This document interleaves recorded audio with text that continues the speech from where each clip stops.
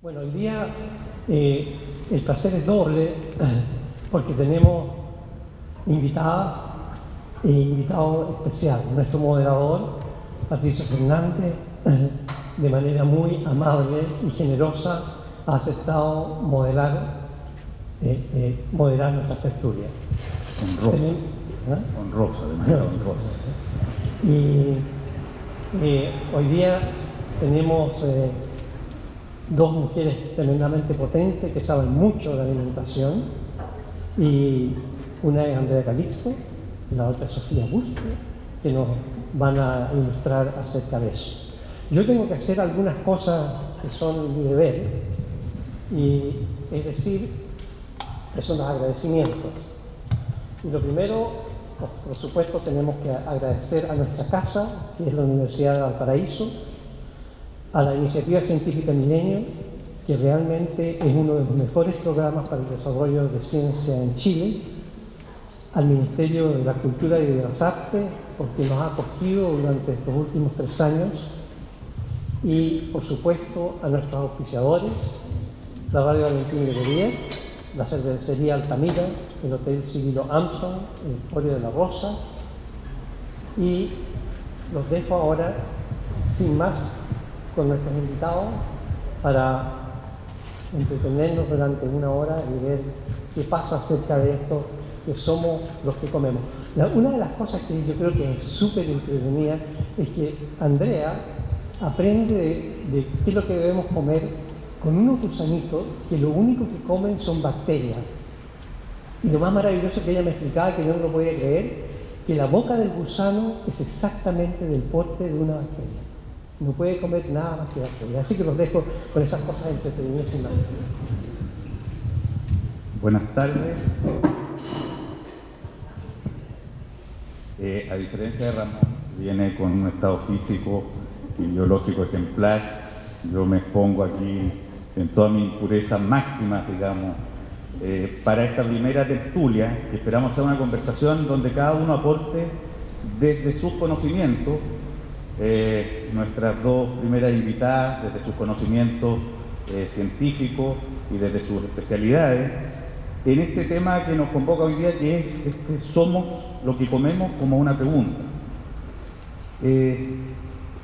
Últimos estudios dicen que hace 1.800.000 años le creció el cerebro al ser humano, y que ese crecimiento del cerebro coincidió con el momento en que el ser humano empezó a cocinar. Cuando empezó a cocinar se le recogió la mandíbula, o sea, ese mono que tenía esa forma así, se recogió porque los alimentos los pudo procesar con más facilidad, de manera que hacía menos fuerza. Se aceleró el consumo de los nutrientes, por lo que pudo destinar las fuerzas a algo distinto que el simple hecho de mascar. Un mono, cuando come un pedazo de palo, dedica prácticamente todo su día a comer. Aquí se absorbía mucha más comida, mucho más alimento a otra velocidad desde el momento que los empieza a cocinar. La cocina determina de alguna manera la evolución del individuo y de la especie, pero al mismo tiempo construye y manifiesta cultura. Todos sabemos que las sociedades humanas, entre otras cosas, se caracterizan por eso que le llamamos sus cocinas. Y sus cocinas muestran bien a cabalidad lo que son, porque vinculan de alguna manera el entorno a la hora de elegir los ingredientes. No pueden sino usar esos que tienen a mano, de manera que ahí está el diálogo con la naturaleza. Al mismo tiempo, las técnicas de cocina dependen de los climas, de las condiciones en las que están expuestos. El hecho de hacer un hoyo para hacer un curanto tiene que ver con la existencia de vientos, tiene que ver con la existencia de lluvias, tiene que ver con los climas. Y al mismo tiempo sabemos que las cocinas se enriquecen enormemente cuando se encuentran mundos y civilizaciones y aprendizajes de distintos lugares. La cocina italiana, que quizás es de las más ejemplares en ese sentido, es un encuentro de Oriente y Occidente. Por ahí pasaron desde españoles, turcos, griegos, etc. Y de todo ese aporte nace eso, y hoy día mismo podemos ver en Chile que la comida que estábamos acostumbrados hasta hace no mucho tiempo atrás se ha enriquecido enormemente con la llegada de los inmigrantes. Ya no comemos igual que cuando éramos el pueblo aislado y lejano que permanecimos durante tanto tiempo. De pronto se puso de moda, además, la cocina. Algo ha pasado. Han aparecido movimientos políticos que responden a eso que la gente come. Los veganos, los crudistas. Parece ser que ya incluso hay ideologías políticas que han sido sustituidas por eso que comemos. Y el tema que nos convoca tiene de cocina, tiene de ingredientes, tiene de organismos, de microbioma, de todas esas cosas que nos van a hablar ahora Andrea Calixto y Sofía Bustos. Andrea Calixto es neurobióloga, académica de la Universidad Mayor, miembro también del Centro Interdisciplinario de Neurociencia de Valparaíso que nos convoca. Y ya ha investigado, como decía Ramón, a unos gusanos que tienen un nombre fascinante. Yo creo que hay pocos gusanos que se definan como elegantes. No es lo que nos suele convocar un gusano, pero estos sí. Y ha investigado cómo los alimentos pueden modificar nuestro sistema nervioso.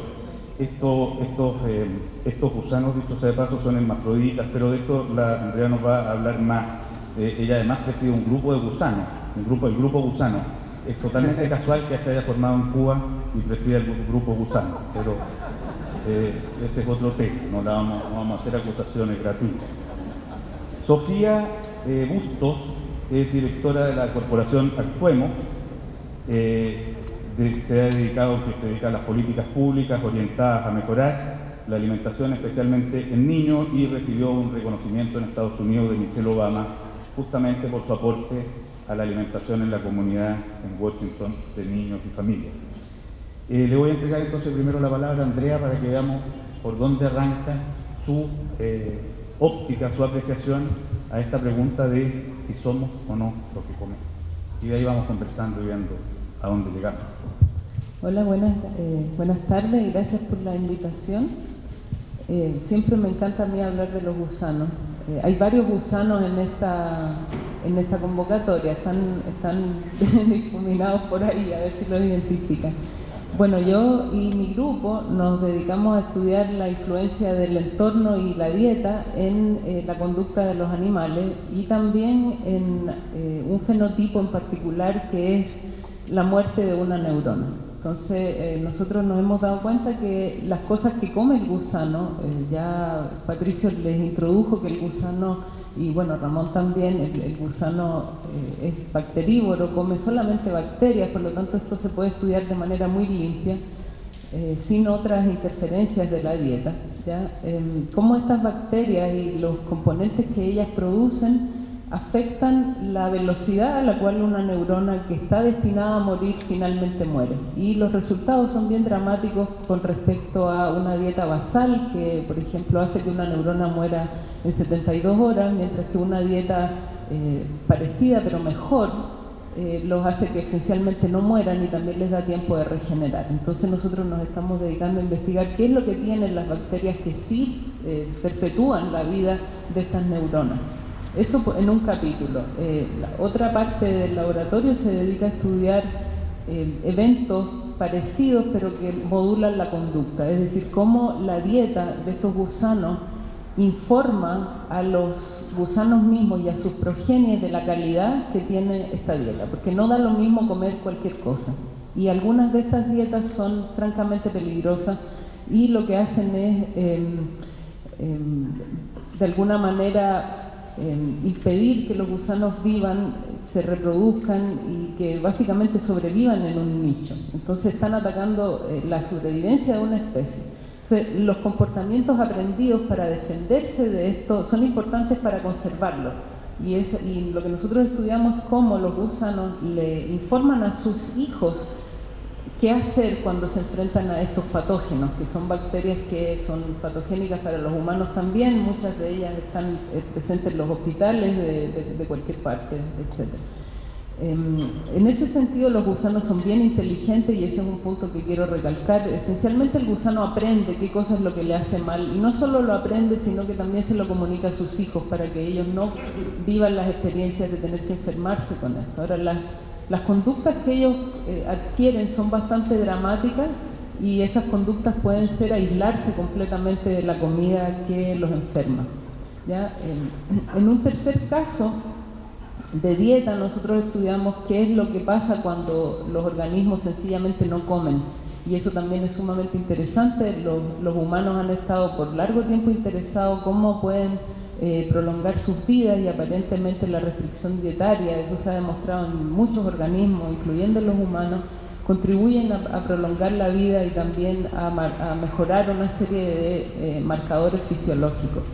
Los gusanos en particular cuando no comen es la mejor situación en la cual pueden estar porque estas neuronas de las que les hablaba al principio no solo no mueren sino que además regeneran como si estuvieran creciendo por primera vez. Entonces nosotros estamos interesados en entender todos estos elementos del entorno y de la dieta, cómo afectan la vida del gusano y en ese sentido entender también cómo podemos mejorar la célula, la fisiología y la vida de los animales más grandes, como por ejemplo todos nosotros, ¿ya? Y ahí hay una enseñanza muy importante que es realmente el estudio y la ciencia básica utilizando preguntas y utilizando modelos de invertebrados, modelos más simplificados, no por eso menos complejos, pero más simples, donde podemos realmente hacernos preguntas elementales. Es decir, ¿qué cosa es lo que hay en esta dieta que hace que este factor sea mejor, que esta parte de la fisiología sea mejor, que el animal crezca más, que crezca mejor,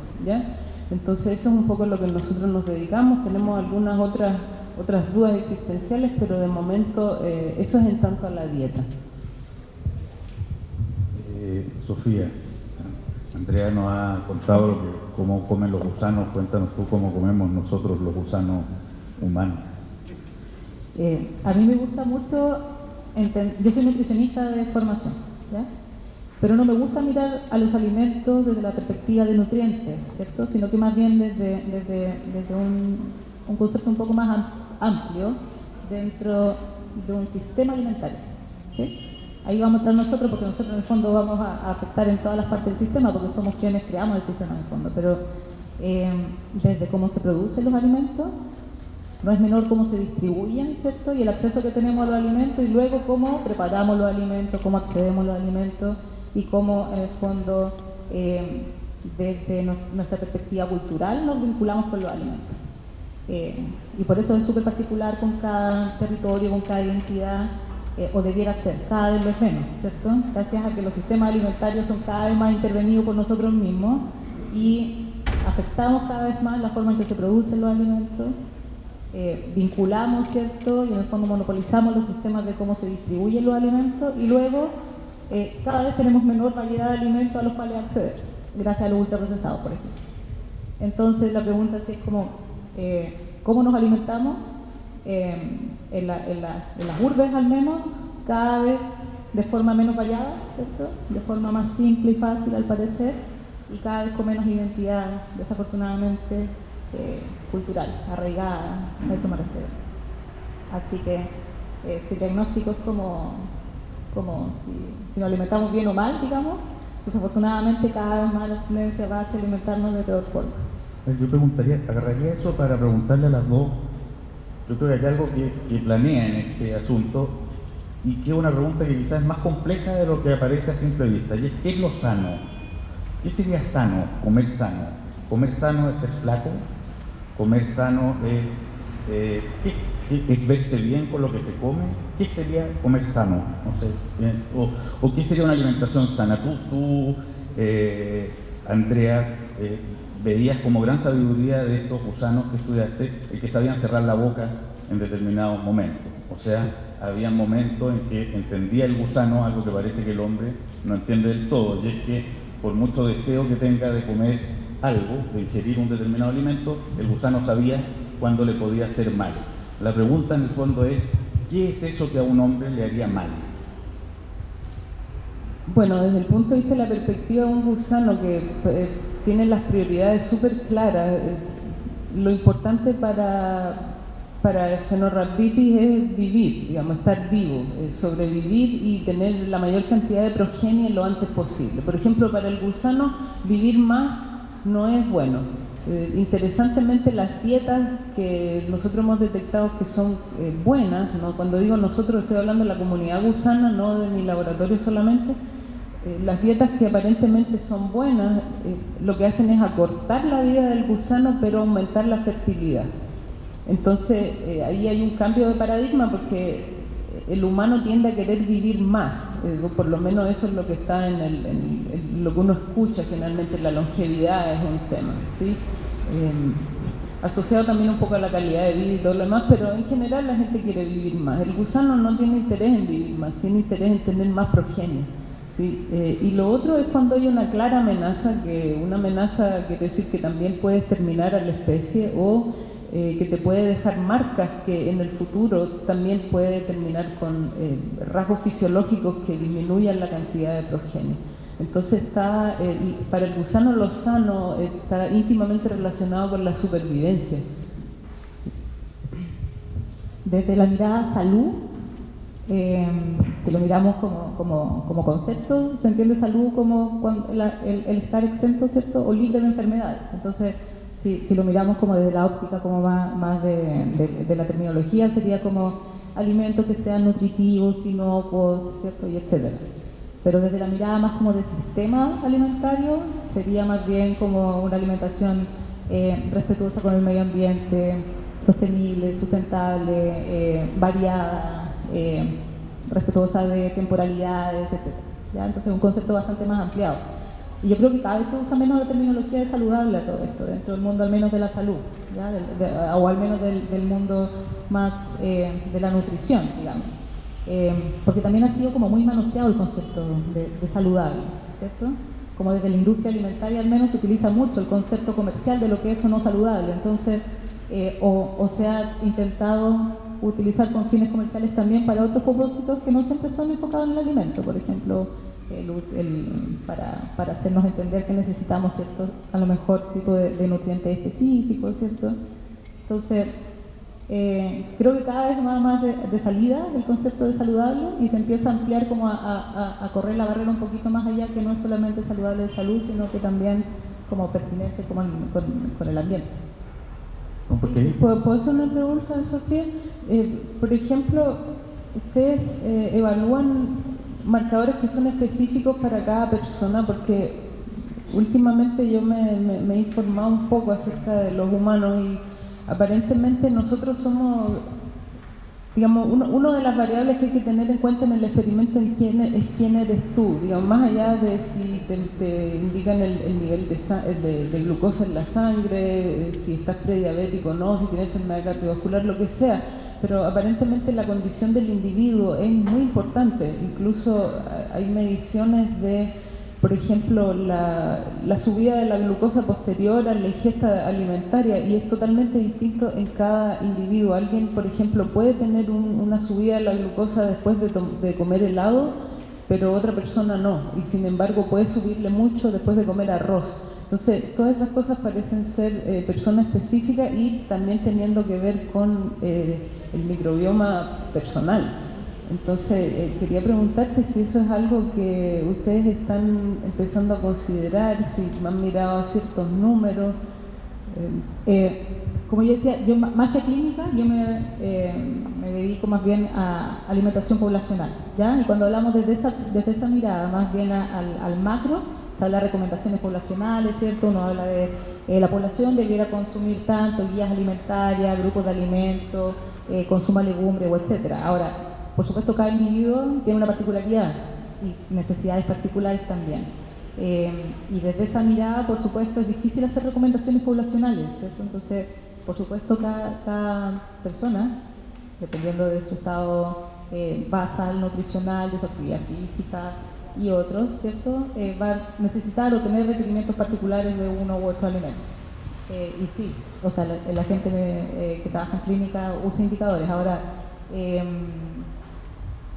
Respecto de si se utiliza hoy en día en la consulta clínica, esa era tu pregunta, a nivel masivo no lo creo, porque no es parte de los protocolos de salud, pero sí en el individual, dependiendo, me imagino, del área de interés o el grado de particularidad de la patología del paciente. Pero en términos poblacionales, al menos, no se considera de momento.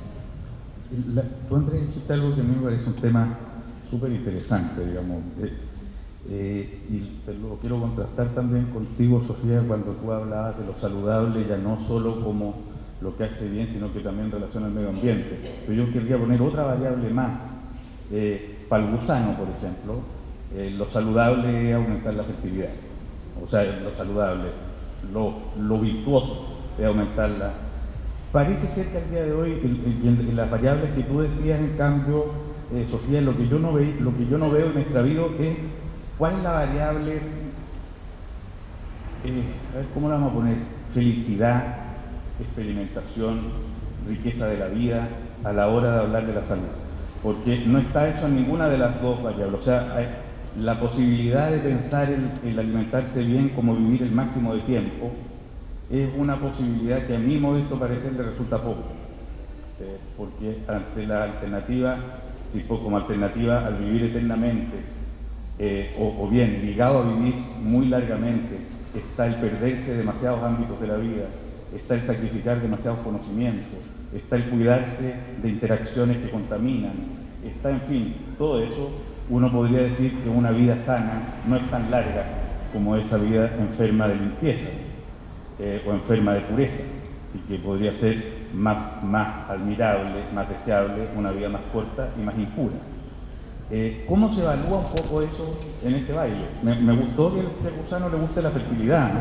Porque fíjate que tiene varias cosas eso, ¿no? Tiene por un lado el disfrute de fertilizar, ¿no?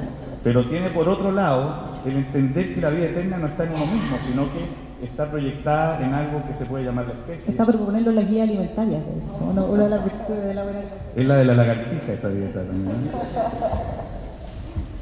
Sí, bueno, y vuelvo a esto de como dejar solo el nutriente como fin de la conversación, sino que el alimento per se, porque, a ver, nosotros desde el momento en que te despiertas te alimentas, ¿cierto? O debieras, ¿cierto? La mayoría de las veces se asocia a festividades o celebraciones a alimentos también. No sé, el cumpleaños, la convivencia, cada vez más actividades, ¿cierto?, sociales asociadas a alimentos, y eso por lo general va asociado también a felicidad. Ahora, no precisamente por el estilo de vida que llevamos hoy en día, esos alimentos que consumimos, ¿cierto?, son precisamente alimentos sabrosos, de la mirada más entendida de lo que uno a lo mejor puede percibir como un alimento sabroso, ¿cierto?, sino que cada vez son más alimentos procesados, de fácil acceso, económicos, rápidos, duraderos, por sobre todo, que es algo que es súper importante que no hemos tomado, que es cómo perecen los alimentos y cómo los hemos perpetuado, ¿no?, que también es parte de lo fácil que es ahora el consumo de ultraprocesados. Y pareciera ser que también se ha desvinculado, ¿cierto?, esa sensación o el goce del alimentarse, como el acto desde comprender de cómo ha sido elaborado ese alimento, cómo se consume, o sea, cómo tú llegas a obtener ese alimento, luego cómo lo elaboras y cómo el disfruta al consumirlo, ¿cierto? Y cada vez es un proceso mucho más rápido y desvinculado de todo el proceso de alimentarse. Es una lástima, porque tan rico que es comer, ¿cierto?, y tan rico que es el disfrute del proceso de alimentarse. Y eso es lo que también muchos le llamamos la cultura alimentaria, ¿cierto?, que es como el volver a enamorarnos de los alimentos como un ser, como una cosa más completa. Y yo creo que ahí va un poco como se ha desvinculado la felicidad del acto de alimentarse, o sea, como hecho, y solamente el acto de consumir alimentos que son muy ricos en azúcares, sales y otros que nos hacen sentir placer, pero no precisamente por el acto del mastique, sino que por la sensación de que te puede explotar en la cabeza, la mezcla, ¿cierto?, de algunos ciertos sabores que tienen una particularidad que te hacen cierta predisposición a consumirlos versus otros. O sea, si hablamos un poco de eso, de la felicidad o no felicidad del acto de alimentarnos, no sé si me estoy yendo para otro lado, pero es un poco como yo percibo y cómo nos hemos desvinculado y hemos cada vez más alejado de la felicidad y el acto de alimentarse. Y si pasamos del acto cultural, de las sensaciones, etcétera, a lo neurobiológico, hay productos que tienen efecto en nuestro cerebro, las proteínas desarrollan un algo que no es lo mismo que desarrollan qué sé yo,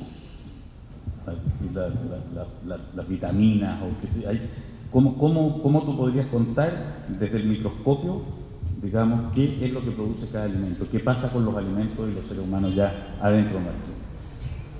Bueno, ahí me tengo que reportar a la literatura más bien humana, que no es poca. A partir de un poquito más de 10 años realmente empezamos, a pesar de que todos sabíamos que habían bacterias viviendo dentro de nosotros, el concepto del microbioma, que yo lo introduje a la rápida hace muy poco y ni siquiera dije lo que era, es más nuevo. Entonces el microbioma, que es lo que normalmente entendemos como la flora, ¿sí? Son todos esos organismos, microbios que nos pueblan, que son realmente muchísimos. En algunos conteos sobrepasan las células humanas hasta por un orden de magnitud. Es decir, nosotros tenemos más células bacterianas en nuestro cuerpo que células humanas. Entonces podríamos replantearnos qué cosa es lo que realmente somos. ¿Ya? Pero interesantemente las bacterias, como están en gran número, también producen una gran cantidad de metabolitos. Es decir, nosotros, gran parte de lo que comemos sirve para alimentar a las bacterias que tenemos en nuestro ecosistema.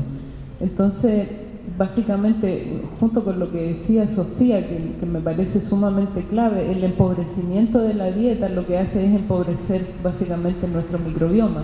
¿Qué significa eso? No es que los números de bacterias bajen, pero baja la diversidad.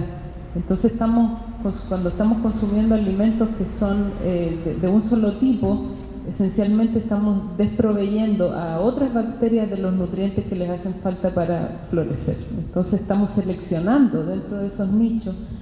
Aquí hay un montón de otra gente, tengo que evitarme. Estamos seleccionando ciertas bacterias y no tenemos el repertorio que podría haber tenido un microbioma ancestral, digamos, nuestros ancestros hace muchísimos años atrás.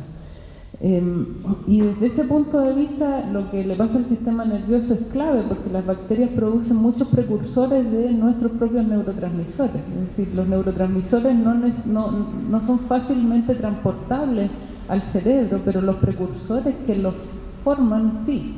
Entonces, por eso que mucha gente está hablando de los alimentos que serían como psicobióticos para también tratar enfermedades de tipo emotivas, tratar la depresión, etcétera, que se ha visto que la dieta que uno consume básicamente tiene una influencia altísima. Entonces, esencialmente la pregunta es cómo nutrir correctamente a nuestro microbioma para que nuestro microbioma nos aporte aquellas moléculas que nos son beneficiosas. Y de hecho hay una gran correlación con la aparición de enfermedades, las típicas que nosotros estamos acostumbrados a escuchar, la diabetes, la enfermedad cardiovascular, incluso la depresión, que es hipercomún, la obesidad, por cierto, que nos interesa a todos, que están relacionados con el empobrecimiento del microbioma. Y de hecho hay terapias actuales que realmente sería interesante también saber desde el punto de vista de las políticas públicas cómo funciona eso, cómo se puede acceder a eso, que son trasplantes de microbioma. Si tú puedes trasplantar microbiomas de individuos sanos a individuos enfermos y mejorar muchísimo sus parámetros. Lo mismo la inversa, en animales experimentales, esos son experimentos de hace 10 años o un poco más, se ha hecho trasplante de microbioma de ratones obesos a ratones que son normales, y esto gatilla el desarrollo de la obesidad en los otros ratones. Ahora, interesantemente ustedes pueden decir, bueno, ¿qué pasa con la conducta de esos ratones? ¿O qué pasa con la conducta de los individuos? Porque una cosa es que el microbioma produzca elementos que te hagan sufrir enfermedad, pero también el microbioma puede influir en la conducta alimentaria que tú tienes. ¿Por qué en una familia que la mesa es compartida, algunos prefieren comer ciertas cosas que están en la mesa y no otras. Y ahí también hay una cierta variabilidad dentro de las propias opciones que uno tiene como sujeto. Entonces, uno puede compartir el microbioma con la gente de su casa hasta un cierto punto, porque también uno está alimentando ese microbioma de una manera selectiva.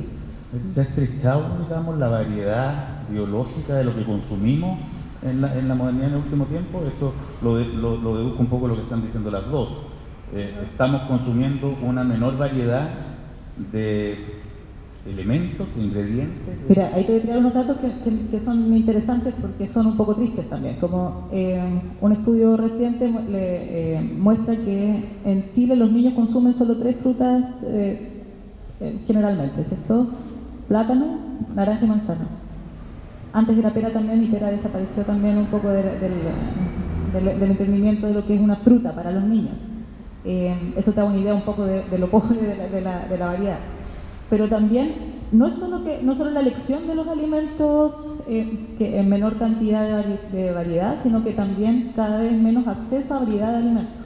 Y ahí la política pública en temas de alimentación. Lo que yo decía del sistema alimentario, no es solo lo que se está produciendo. Chile, país, potencia agroalimentaria, no hasta hace mucho tiempo, ¿cierto? Con miras a sistemas más de sistemas de monocultivo, ¿cierto?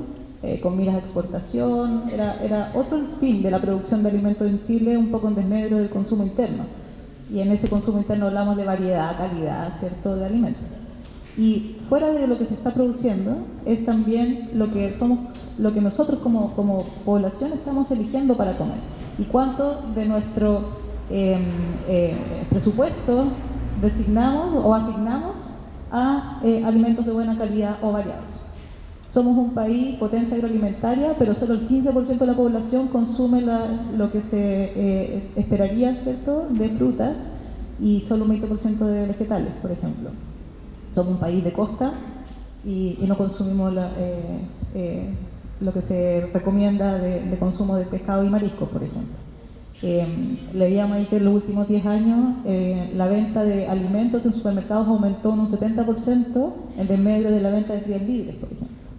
Entonces, Lo que significa que en productos frescos está concentrado en supermercados la elección o donde nosotros vamos y gastamos nuestro alimento de los chilenos en productos frescos es en supermercados en desmedro de ferias libres, por ejemplo. Entonces son menos variedad de alimentos y dejamos un poco de lado de todo esto que hablábamos también, para mí muy asociado a la felicidad, que es el acto de comprar tu alimento y disfrutar, ¿cierto?, de dónde está proveniendo. Entonces, no es solamente la elección del alimento que estamos eligiendo ni cómo lo estamos preparando solamente, sino que también a qué alimentos estamos teniendo acceso y de qué forma, ¿cierto? Como cada vez más industrializada y cada vez menos humanizada. Ahora, es curioso lo que tú dices, porque es parecido a lo que sucede como con las comunicaciones y con la internet. Da la sensación de que hoy día hay mucha más variedad de comida. O sea, hoy día uno sale y pasea por las calles y se supone que comida peruana, china, japonesa, tailandesa, ya desaparecieron los famosos restaurantes internacionales. Ahora es de comida internacional, ahora los restaurantes tienen nombre y apellido, digamos. ¿Y esto es una falacia al lado de los ingredientes que se ocupan para cocinarlo? O sea, se supone que hay un cartel de diversidad que esconde una homologación de materiales como eso. Pero eso lo entiendo como el acceso a alimentos comerciales en lugares de expendio de alimentos, ¿cierto? Que no es lo mismo que tú cocinas en tu casa, porque en tu casa tú sigues cocinando un poco lo mismo, difícilmente vas o tal vez, ojalá, podrías incorporar otras culturas de tu cocina. Tú sabes que en internet, en los últimos años, no hay nada que genere más visitas que los programas de recetas de cocina. Esos son lo que dispara, digamos, lo que dispara las visitas en internet. ¿Cómo convive? Sí, yo como lo veo a nivel macropoblacional, entendiendo que por supuesto siempre son los quintiles más desfavorecidos los que presentan más obesidad, ¿cierto?, más nutrición, menor acceso a alimentos, etcétera, y quienes consumen la mayor cantidad de alimentos ultraprocesados de baja calidad y de muy bajo costo también. Entonces, claro, existe un segmento de la población que afortunadamente tiene acceso a este tipo de información, pero siempre somos los más favorecidos, ¿cierto?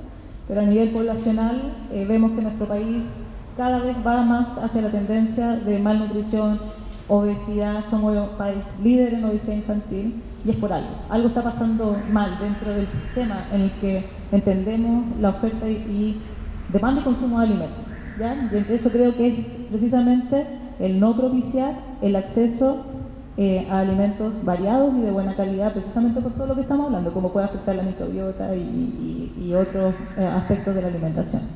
Entonces sí, bueno, desafortunadamente siempre los más desfavorecidos son los que tienen menor acceso a alimentos de buena calidad, y eso no va a cambiar en la medida de que los alimentos ultraprocesados sigan siendo cada vez tan económicos y de tan fácil acceso. Andrea, ¿por qué han aparecido ahora como unas enfermedades o unas obsesiones nuevas que antes no existían? Por ejemplo, que no se come con gluten, y ya la gente tiene dificultad, la cosa de la lactosa. No sé, cuando yo era joven nadie tenía problemas con el gluten. ¿Qué es lo que pasó? Ya, a lo mejor alguien del público puede responder mejor que yo, pero bueno, yo sin afán de volverme monotemática, realmente el empobrecimiento también de la dieta es uno de los gatillos de las alergias. O sea, por ejemplo, en Estados Unidos hay una cantidad enorme de alergias nuevas, y también la gente se hace intolerante a la lactosa en el tiempo. Es decir, que no es un problema genético. Tú puedes haber pasado toda tu infancia, claro, tú puedes haber pasado toda tu infancia tomando leche, y de pronto desarrollar una intolerancia a la lactosa, o una alergia, una hipersensibilidad. No todo es no todo es intolerancia, hay rangos dentro de eso, al igual que la historia con el gluten. Pero el gluten, los celíacos son reales, existe una enfermedad que la gente sufre muchísimo con eso. Ahora, lo que sí está mal entendido es que los alimentos con gluten son malos, porque para tú sustituir el gluten de la dieta tienes que ponerle un montón de carbohidratos simples. Entonces ahí hay un poquito una falacia y también una falta de información y de educación en nutrición a la gente, que no...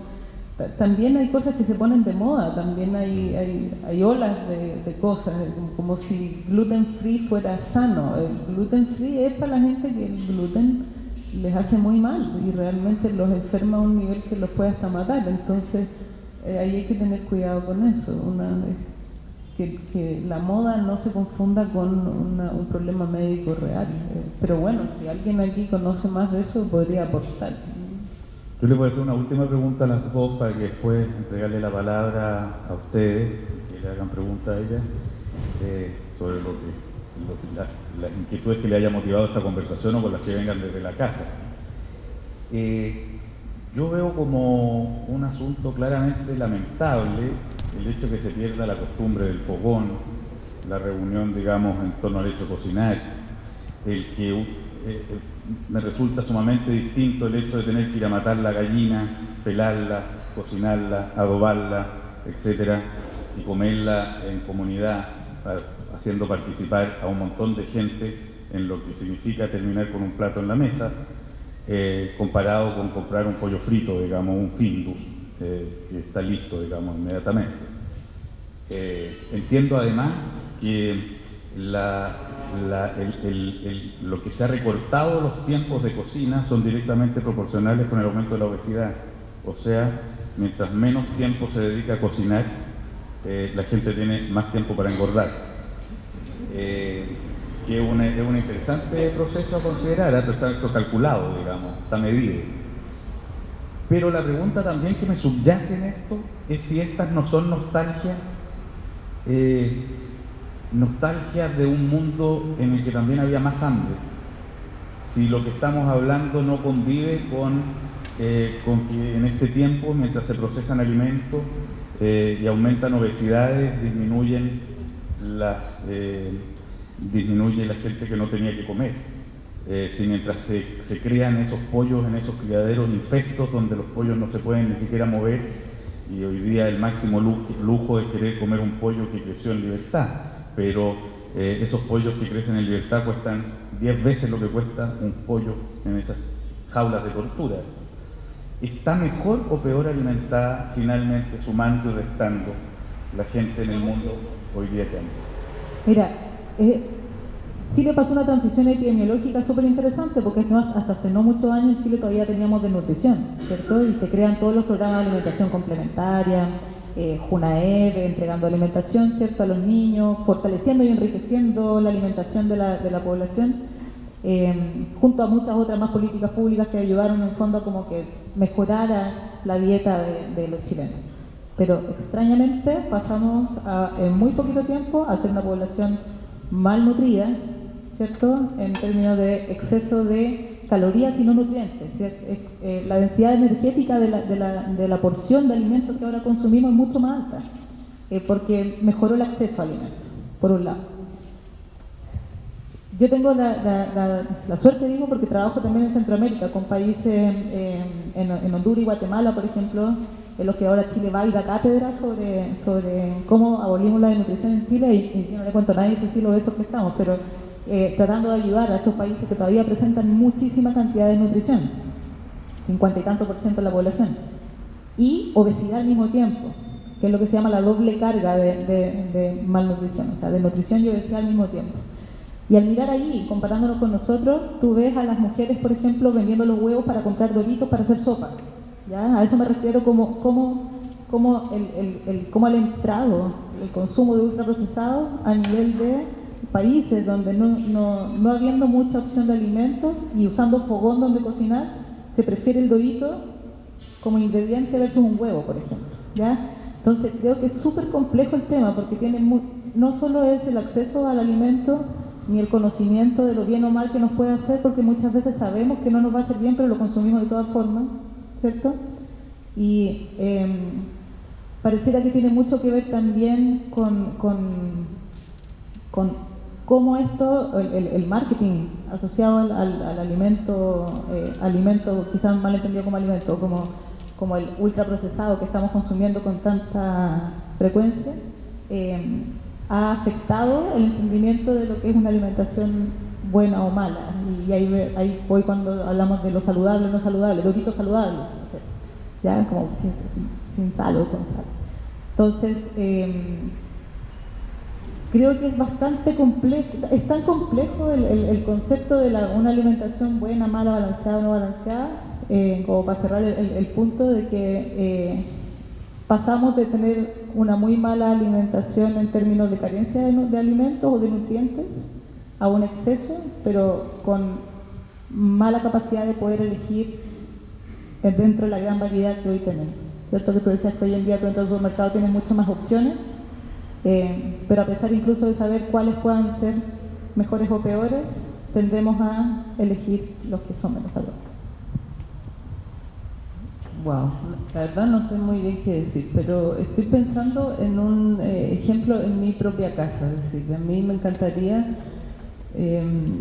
y lo estoy haciendo, digamos, por tener más tiempo para poder hablar sobre estos temas con mi gente, que finalmente si yo creo en lo que trabajo, debería ser el tema número uno, la prioridad, informarlos o conversar con mi gente, la importancia de elegir lo que uno come y de más allá de la propaganda, porque estamos totalmente inundados de mala propaganda, de cosas que en vez de informarnos desinforman, ir al fondo de la materia, realmente estudiar y informarse correctamente sobre qué cosa es lo que produce cada cosa. En la medida que lo vayamos aprendiendo, la ciencia ha avanzado muchísimo y también tiene sus limitaciones.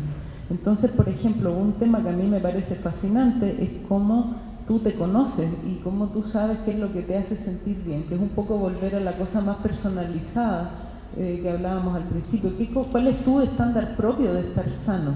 ¿Sí? Porque nadie tiene una idea mejor de cómo tú te sientes bien que tú mismo. Es imposible que un médico te diga tú vas a estar sano si haces esto y esto. Eso es un registro propio.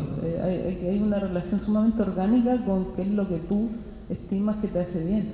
Entonces, favorecer quizás esa conexión, no engulfar comida por engulfarla, que es lo que Sofía decía hace un rato y tú también, que simplemente pasar rápido por el acto de alimentarse versus sentir algo con lo que estás comiendo, conectarte con la comida. Si una papa frita te raspa el paladar, como por ejemplo me pasa a mí, no como papas fritas. Esa es la razón por la cual yo no lo hago, no porque tenga esto o esto otro, ¿sí? Es decir, es una conexión más primaria.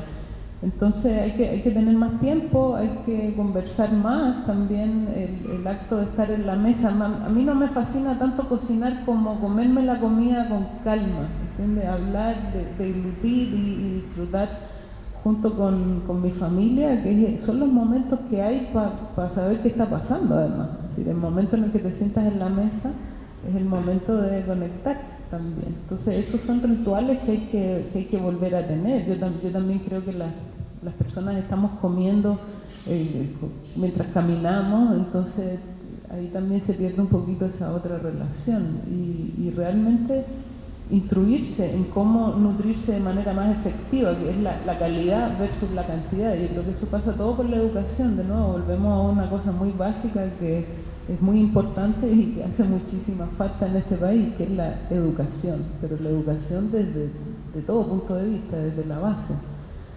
Eso es lo que a mí me da esta reflexión, ir aportando con lo que uno va aprendiendo. ¿Qué leíste hoy sobre nutrición? ¿Qué te parece el cuento del microbioma? ¿Tú crees en eso? ¿Cómo enriquecemos nuestro microbioma? Tócame, no me laves tanto las cosas porque quiero tomar el agua de tu vaso para ver si compartimos un poco de microbioma también. No, déjame darle un beso al perro porque eso también me enriquece el microbioma. Cosas por el estilo. Reproduzcámonos, ¿no? Como era de los gusanos. ¿Hasta dónde hay que incorporar microbioma? Este es un dato importante. ¿Hasta dónde llegar con los microbiomas?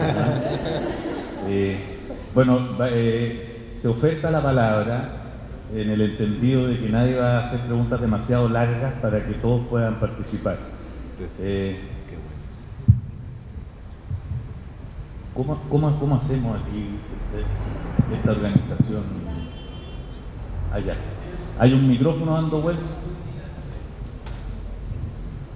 Aquí adelante hay una persona que se apuró en concursar y ganó la primera palabra.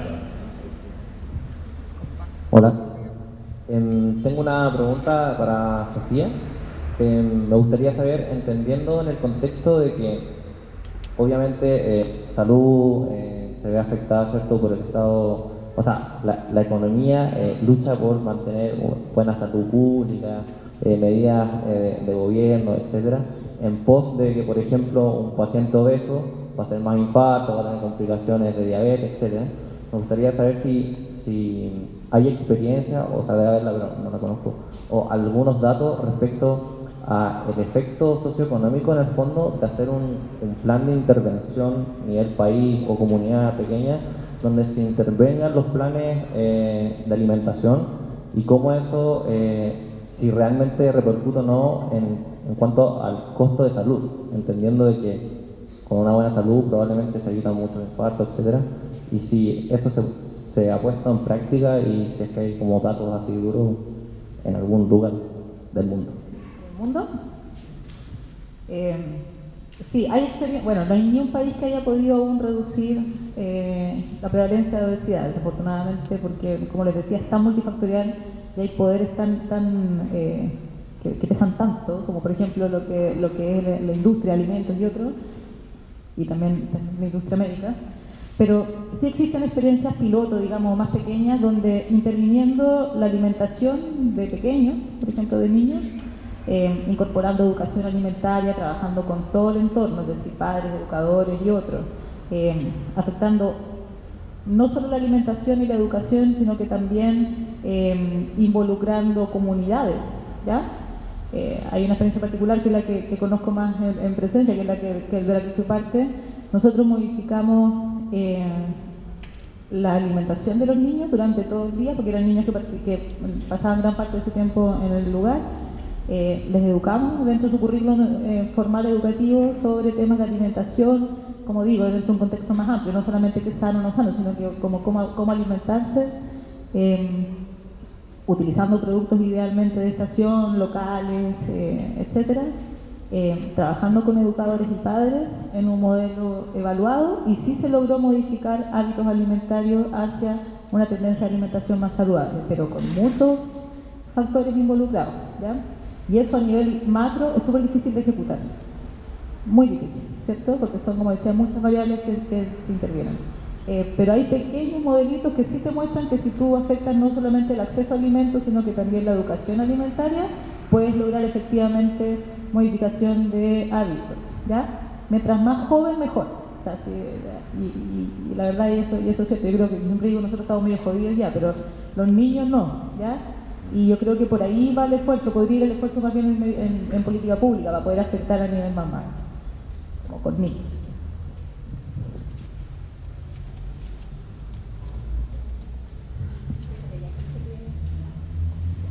Hola, buenas noches. Tengo dos preguntas muy breves, una para Andrea y otra para Sofía. Para Andrea, había comentado sobre una relación entre el microbioma y los neurotransmisores. Me gustaría saber si podría explicarnos un poco más al respecto. Y para Sofía, ¿de qué manera el procesamiento y la duración de los alimentos puede afectar las características nutricionales de este? También lo había mencionado colaboración. Bueno, la primera pregunta, de nuevo, tengo que referirme a lo que he leído y voy a argumentar un poquito usando los gusanos también. Por ejemplo, la serotonina es algo que supuestamente no puede viajar a través de la barrera hematoencefálica. Sin embargo, los precursores de ella, la serotonina, es algo que es necesario para, por ejemplo, tratar la depresión, ¿sí? Generalmente los medicamentos que se usan en la depresión son inhibidores de la recaptación de la serotonina, o sea que está faltando serotonina en el entorno. Entonces la idea es subir los niveles en lo posible. Entonces, si bien es difícil a través de la comida, aunque haya alimentos que sí la produzcan o una gran parte del microbioma la produzca, lo más relevante es poder hacer llegar los precursores hacia los lugares importantes. Ahora, te puedo hablar con más propiedad de algo que lo cual nosotros trabajamos, y nosotros hemos descubierto, por ejemplo, que las bacterias producen neurotransmisores tales como el GABA, ¿ya? El GABA es un neurotransmisor de tipo inhibitorio y que también es sumamente importante en una serie de condiciones neurodegenerativas y patologías de todo tipo.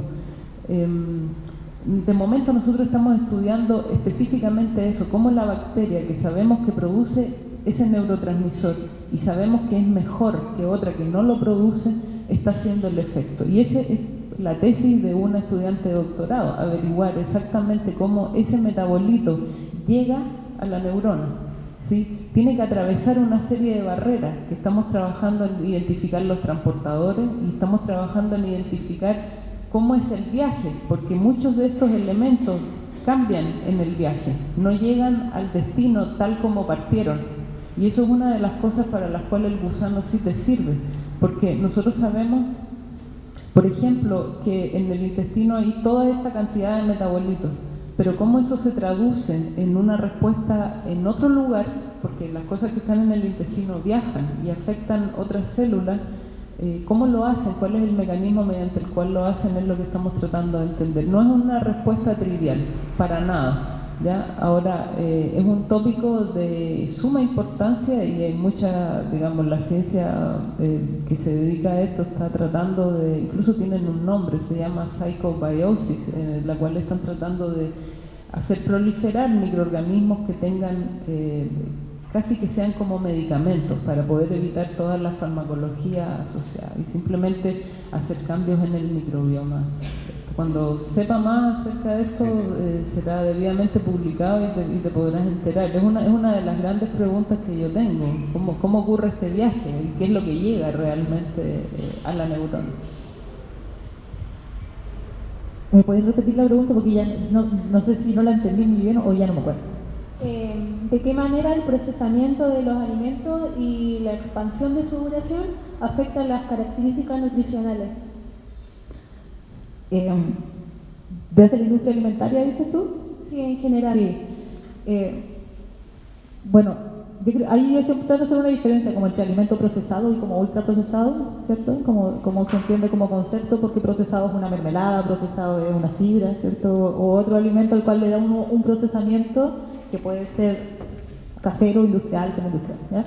Y otros son los alimentos ultraprocesados, ¿cierto?, que son elaborados por la industria de alimentos con propósitos precisamente de durabilidad, de variedad, de potenciar sabores y otros. Ahora, yo no soy ingeniera en alimentos ni soy experta en el tema, pero claramente mientras más ha evolucionado la industria de alimentos, más experta se ha hecho en poder potenciar sabores, ¿cierto?, y también en volverlos más durables. La idea es que un alimento dure mucho tiempo más porque así es más valioso para la industria comercializarlo.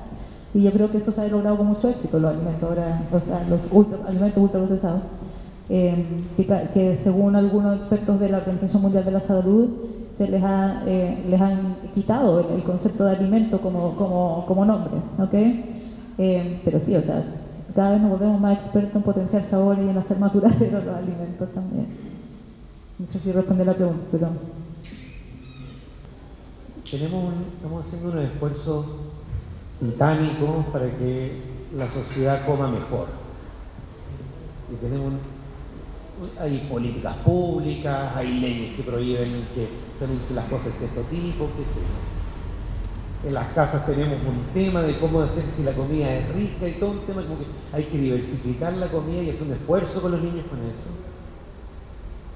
¿Cuánto de esto es esta dificultad de comer bien? Recogiendo que la Andrea siempre dice que los gusanos son más inteligentes que nosotros en este tema de la comida. ¿Cuánto es este tema un problema cultural o llamémoslo así, una torpeza de nuestro cuerpo que está mutando para otro lado y hoy día nuestro cuerpo nos pide necesariamente papas fritas porque ya son generaciones comiendo papas fritas? ¿Cuánto es este problema más del campo de la Sofía? ¿Cuánto es más del campo de la Andrea? Uno puede preguntar quién es realmente más inteligente. Esto es sin fundamentalismo, ni proselitismo, ni nada con respecto a que los animales invertebrados sean mejores. Pero de nuevo, como la prioridad de ellos es sobrevivir, entonces su orden está bastante claro. Entonces cuando hay algo que les hace mal, francamente tienen toda una maquinaria ancestral para lidiar con ello. Tal vez nosotros somos demasiado jóvenes en esta tierra. La relación de los gusanos con las bacterias es del precámbrico, que es todavía el 80% de la vida del planeta. Entonces a lo mejor simplemente nos falta tiempo para aprender, a lo mejor somos demasiado neófitos. Eso es algo que es posible. Tal vez todos lo vemos tan antropocéntrico que eso nos deja un poquito ciegos, ¿no? Pero claramente los animales que dependen de la comida para la supervivencia tienen otras conductas. Incluso los humanos que dependen de la comida para su supervivencia y no simplemente para disfrutar, tienen otras conductas. El director del colegio de mi hija siempre dice: ustedes no tienen hambre, lo que tienen es apetito. Aquí nadie sabe lo que es tener hambre. Entonces es bien profunda tu pregunta, Juan Carlos. Y iba a hacer un análisis también desde la mirada de la política pública de nuevo, que no se trabaja en promoción, sino que se trabaja en el tratar la enfermedad. Y va un poco la pregunta que tú decías antes, es cierto, ya nos volvemos obesos, entonces trabajemos en los pacientes obesos, o hipertensos, o hipercolesterolémicos, lo que sea. Pero en prevención, no. O muy poco, ¿ya? Entonces, todo este esfuerzo que tú decías recién, yo creo que no es tanto. O sea, el esfuerzo como de educar a la población no lo es. O sea, y yo estoy segura que los que estamos en este salón hoy día somos de los más favorecidos del país, y siempre es así. O sea, son precisamente los que no están en este tipo de conversaciones quienes reciben menor cantidad de información respecto de cómo poder elegir mejor o peor su alimento y cómo poder acceder a alimentos de buena calidad, precios asequibles, ¿cierto?, en una variedad, en una calidad y etcétera, pertinente. Y para allá debiera ir el foco de la política pública, en que la mayor cantidad de la población tenga acceso a alimentos de frecuencia, calidad y de fácil acceso, ¿cierto? No concentrado en estos pocos polos de entrega de alimentos como son supermercados, y no solo en pera, manzana y plátano, ¿cierto? Que ni siquiera se producen en Chile los plátanos, a todo esto. Entonces, eso, yo creo que el foco debiera ir hacia una política pública más de educación a la comunidad, ¿cierto? Pero que va en contra de lo que acaba de decir también aquí nuestro moderador, que son la economía de mercado del país. Entonces, ¿nos interesa una comunidad educada que pueda acceder a alimentos de buena calidad y los exija? No lo sé, ¿ya? Esos son como los paradigmas en los que nosotros mismos tenemos que trabajar para poder girar la mirada hacia otro lado, un sistema más sostenible.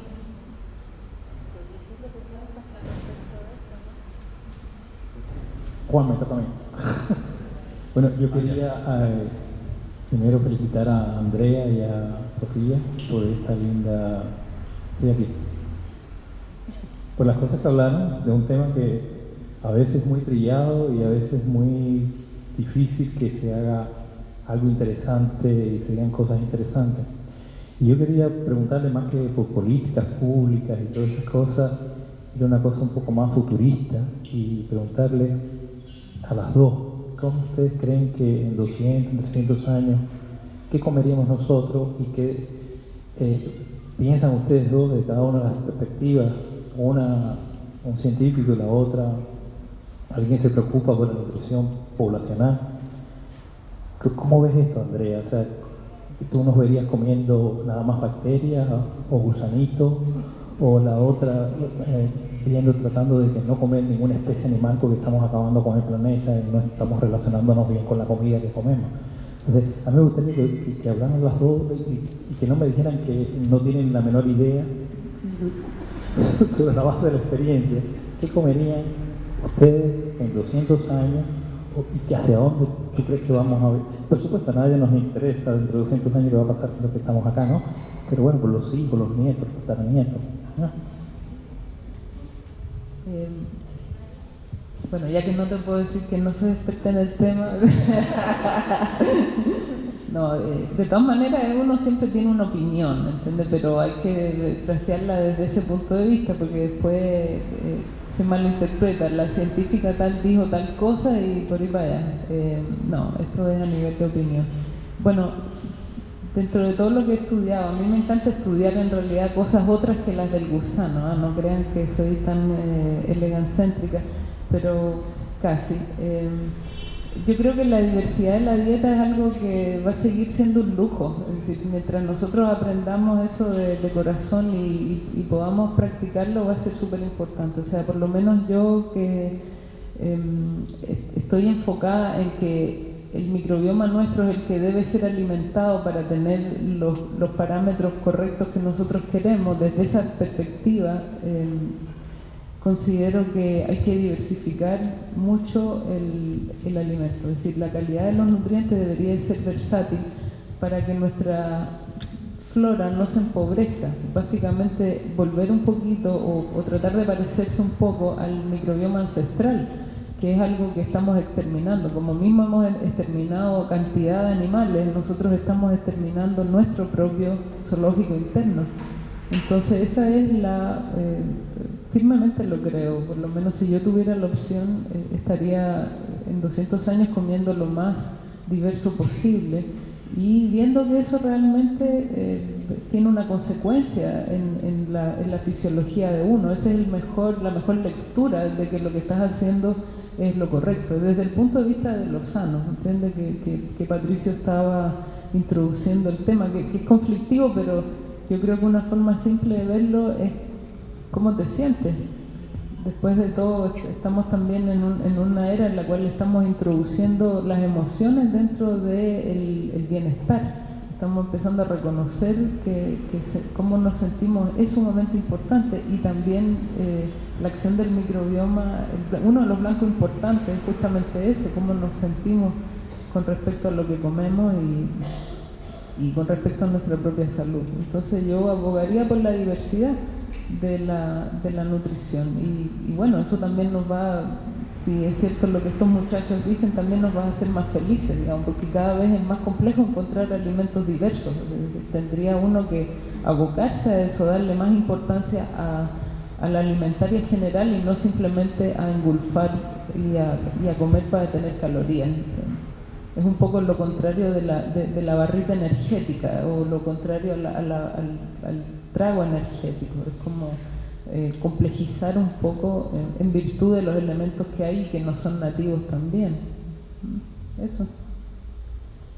Yo una vez estuve, no hace mucho, en un encuentro que era de innovación en agronegocio y había una pregunta bien parecida y gente más experta como en la producción de alimentos dijo, sí, bueno, yo creo que para 200 años más lo que haremos será imprimir papeles con nutrientes y alimentarnos de este como printing, ¿no? Como estampillas de alimentos. Y yo esa noche creo que no dormí muy bien porque decía, y muy convencidos ellos también, y como que me asusté un poco, pero después pensándolo, y como de nuevo desde el alimento, y como a la gente que entiende más de economía dice que hay que mirar para atrás para hacer la proyección como para el mismo tiempo para adelante, sería como, bueno, ¿qué estábamos haciendo hace como 200 años y mirar para allá?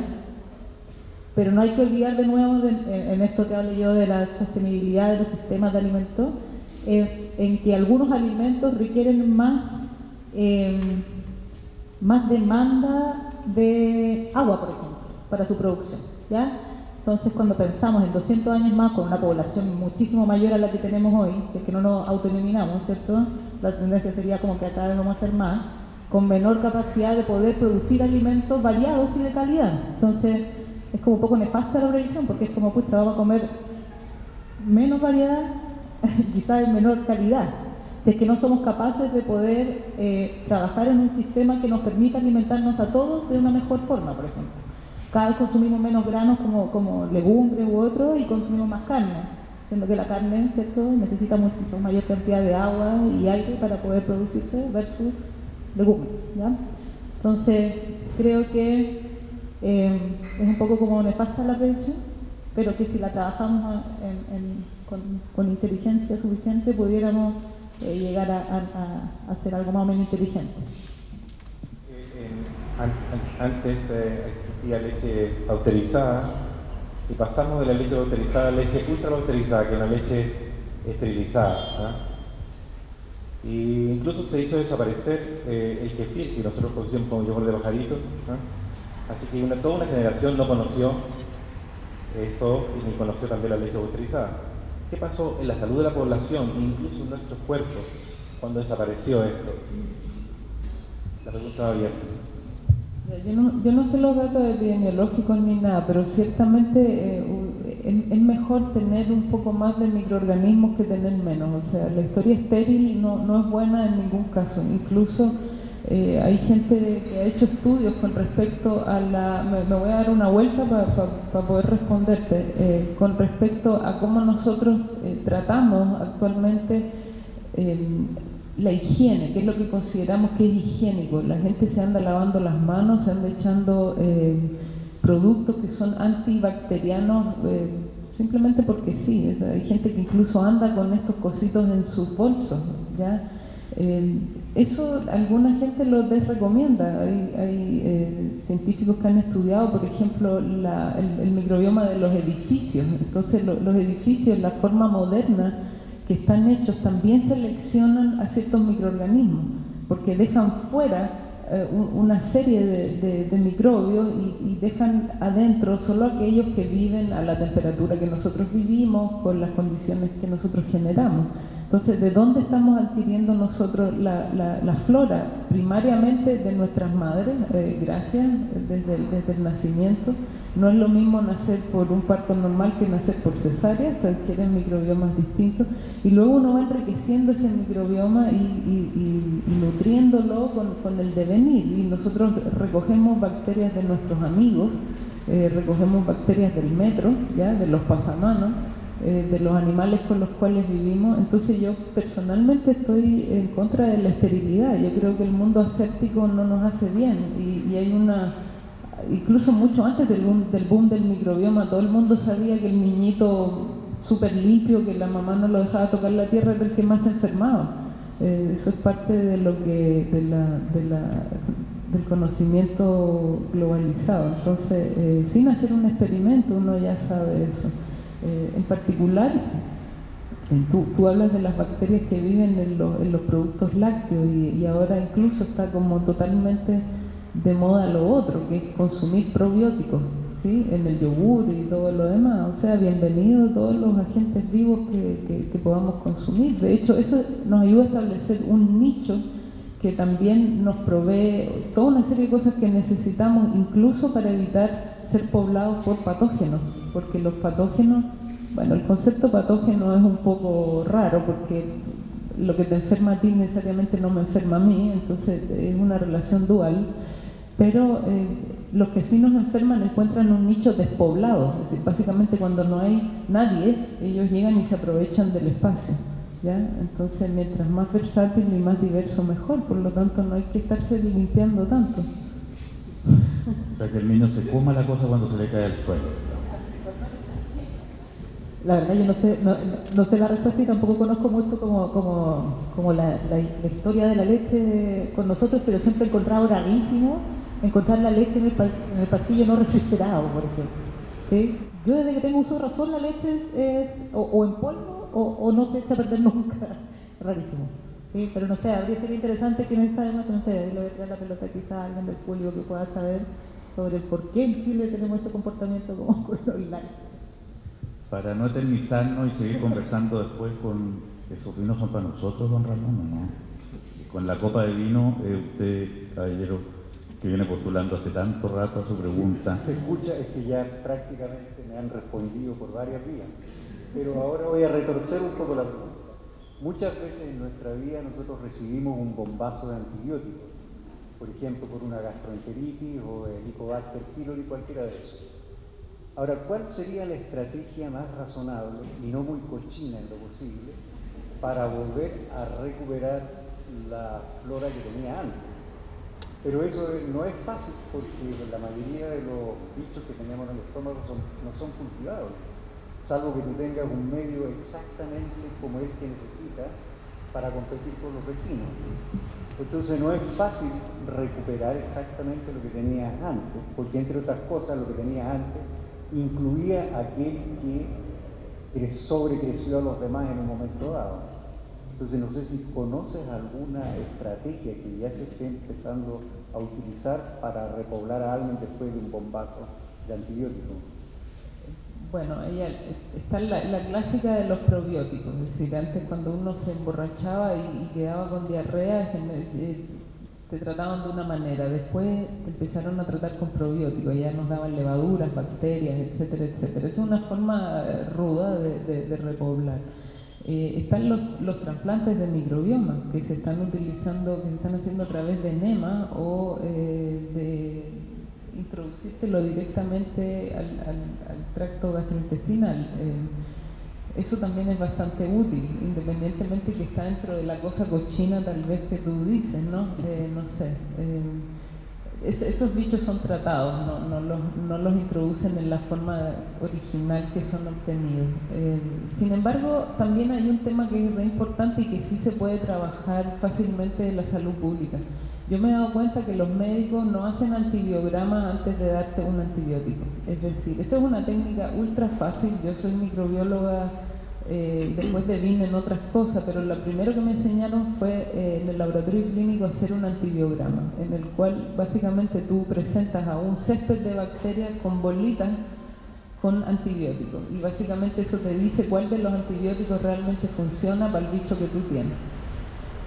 Yo no he visto a nadie hacer eso hace muchísimo tiempo, ¿no? Porque para el antibiograma tienes que esperar un día, entonces nadie quiere esperar un día, te enchufan el antibiótico a tiempo cero. Ahí ya hay un nivel de daño relevante porque ese antibiótico no es necesariamente específico, ¿ya? Entonces como nadie quiere esperar, a lo mejor a veces no se puede esperar, ahí hay un mal uso del antibiótico, siendo que hay una prueba barata, simple, con la cual uno podría ser mucho más selectivo, ¿ya? Ahora, comer cosas repuebla el microbioma, no es tan lenta la recuperación. De hecho, esos estudios se han hecho en niños muy chiquititos que se les ha dado antibióticos a partir de los 6 meses, etcétera, y se les reevalúa el microbioma periódicamente. No es un proceso eterno, el repoblamiento puede ser bastante rápido. Al final de todo, nuestros microorganismos son bien agradecidos y además no todos son fácilmente eliminables. El intestino es recovequeado, es recóndito a veces, y ahí hay especies nativas que se instalan y que no se mueven tan fácilmente. Si no es tan espeluznante la perspectiva. Para cerrar, quisiera decir una cosa antes de darle la palabra a don Ramón para que nos despida, digamos. Yo creo que nos damos cuenta que el tema que tratamos tiene un amplísimo gama de aristas. Aquí hemos tenido, lo hemos visto desde el ámbito científico y biológico, lo hemos visto un poco desde el ámbito que podría acercarse a las políticas públicas o al tratamiento alimentario de las poblaciones para tener vidas más virtuosas. Faltaría todavía, y como no en estas tertulias no estamos para cerrar las conversaciones sino para abrirlas, faltaría decir cuánto importa aquí la política y la economía a la hora de hacer alimentaciones rentables, baratas, y económicamente solventables y no solamente sanas, virtuosas, etcétera. La manera en que organicemos el mundo no es inocente respecto del tema de la alimentación. Y me he acordado todo el rato mientras Andrea habla del poeta Eduardo Anguita, que tiene un poema que se llama Venus en el pudridero, muy bonito y muy famoso, de donde dice: escucháis madurar los duraznos a la hora del estío, yo pienso en el gusano. Don Ramón, le dejo la palabra y muchas gracias a Andrea Calixto y a Sofía Busto. Ha sido muy interesante la conversación. Gracias a ustedes.